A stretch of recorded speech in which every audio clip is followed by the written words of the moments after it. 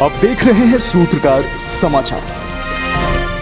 बेरोजगारी भत्ते पर आजसू सुप्रीमो और विधायक सुदेश कुमार महतो ने राज्य सरकार से सवाल पूछा। उन्होंने सरकार से सवाल पूछा कि 3 सालों से सरकार प्रस्ताव ला रही है राज्य से सभी बेरोजगारों को बेरोजगारी भत्ता दिया जाए। क्या सरकार ये बता सकती है कि अब तक कितने बेरोजगारों को बेरोजगारी भत्ता दिया गया है? जिसमें सरकार की तरफ से उत्तर दिया गया कि अब तक इसकी संख्या 0 है। सुदेश महतो ने मीडिया के सामने अपनी बात रखते हुए कहा, यह सरकार सिर्फ युवाओं को बेवकूफ बनाने का काम कर रही है। वहीं रामनवमी विवाद पर बात करते हुए सुदेश महतो ने कहा कि सरकार को सभी के साथ सामंजस्य बैठाकर काम करना चाहिए, ना कि तानाशाह बन।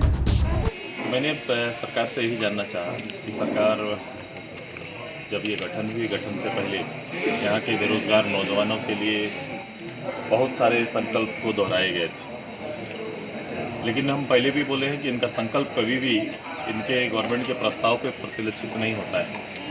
बावजूद इसके इनका 2020-21 का बजट पत्र जो इन्होंने भाषण पढ़ा, उसमें इन्होंने अपना प्रस्ताव रखा था कि पूरे वित्तीय वर्ष के अंदर में राज्य में जो ग्रेजुएट पोस्ट ग्रेजुएट छात्र हैं, पास आउट जो हैं, 3 साल तक उनको हम 5,000-7,000 रुपया मासिक नहीं कहा था, वार्षिक कहा था। वार्षिक हम दे देंगे, क्योंकि पहले ये वार्षिक घोषणा करते हैं चुनाव से पहले, बाद में जब सरकारी कागज में आते हैं तो ये मासिक छोड़ के वार्षिक में परिणत हो जाता है।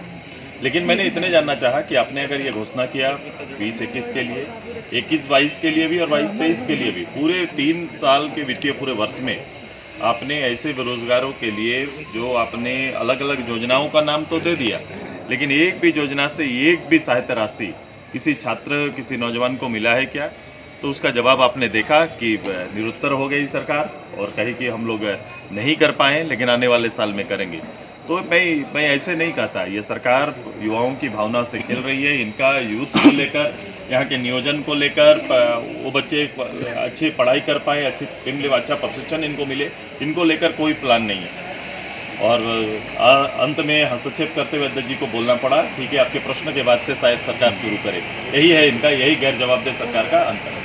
मंत्री सत्यानंद भोक्ता ने कहा है कि 2 साल कोरोना में निकल गए, ये जो 2023 होगा वो नियुक्तियों का वर्ष होगा और अप्रैल महीने से सभी विज्ञापन जो है वो अलग अलग। आपने पिछले साल ही माननीय मुख्यमंत्री जी को सुना था, उन्होंने पूरा कहा था कि नियुक्ति का वर्ष होगा। ये 21 को ही नियुक्ति का वर्ष मना रहे थे, ये 22 बीत गया, हम 23 में प्रवेश गए और 24 का बजट पढ़ रहे हैं।